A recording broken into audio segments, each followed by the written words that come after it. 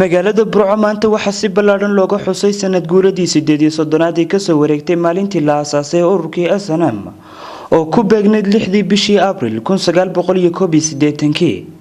munaasabadan oo ka qabsoontay maanta xarunta Sooyaal ee magaalada Burco ayaa waxaa ka soo qayb galay mas'uuliyiinta maamulka gobolka Tugdheer, taliye ku-xigeenka qaybta booliiska gobolka iyo sidoo kale hoggaanka ururka Sooyaal ee gobolkani. munaasabadan ugu horeyntiba waxaa ka hadlay gudoomiyaha ururka Sooyaal ee gobolka Tugdheer iyo saraakiil kale waxaanay ka xog warameen taariikhda maalintani.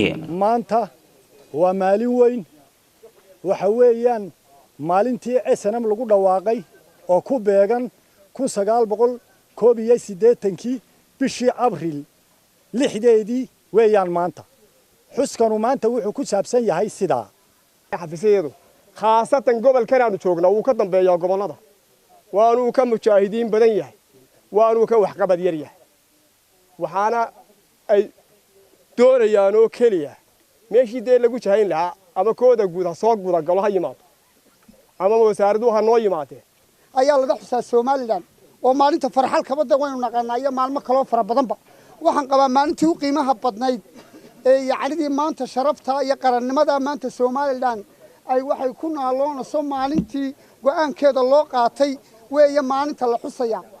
geestooda waxaa halkaasi ka hadlay xogayaha gobolka Tugdheer iyo taliye ku-xigeenka qaybta booliiska gobolka Tugdheer waxaanay tilmaameen maalintani iyo sida ay ugu suntan tahay guud ahaan boqolkiiba shacabka reer Soomaaliland. dhammaan ee u soo dhimatay in Ilaaha Raxmaanka uu naxariisto.